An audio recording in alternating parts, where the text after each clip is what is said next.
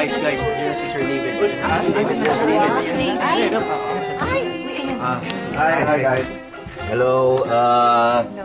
Magandang hapon and thank you for coming to this press conference. I'm glad you made it kahit medyo matraffic. So, may mga questions kayo, simulan na natin. David, first of all, congratulations. Thank you. Napakagaling mo sa pelikulang to. Thank you. Oo nga, ano bang sikreto mo? Kasi habang tumatagal, parang gumagaling ka ng gumagaling sa pag-acting. Well, actually, wala namang secret, no? Ang nangyayari lang, nagkakataon lang siguro na during the time na nag-shoot kami ng mga certain movies, natatapat dun sa mga times na may nangyayari din na medyo hindi maganda sa buhay ko. So doon ka humuhugot ng emosyon para dun sa mga pelikula mo? Yeah, I guess you can say that. Kasi like yung first movie ko, yung Kapatid Kong Adik, nung time na sinushoot namin yung Kapatid Kong Adik, na-discover ko na yung brother ko, gumagamit pala siya ng drugs. So, parang medyo naihalin tulad ko dun sa character ko sa movie, dun sa real life ko, kaya medyo naging realistic yung performance. Pwede ko bang itanong, no? Total namin tayo sa mga lumang pelikula. Yes. Yung My Best Friend's Lover is My Girlfriend ba? May pinaguhugutan ka ba? Well, yung second movie ko, nagsimula yan na nabasa ko yung text messages ng girlfriend ko eh. So happened na meron pala siyang parang may iba siya that time.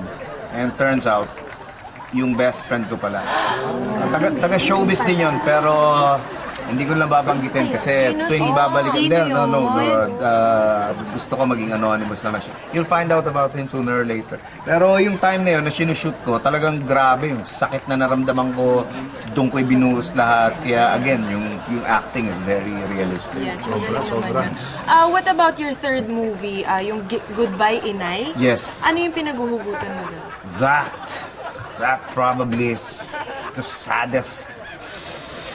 saddest movie na nagawa ko kasi nung time na yun, before kami nag-shoot, nasabi na sa akin ng mom ko na may problem daw siya. Meron siyang, she has this, I'm sorry, pero It's okay. Sorry. Grabe naman pala. meron siyang cancer and after a few months, she died while I was shooting the movie. Kaya I would say na yun yung pinakamalungkot talagang part ng life ko.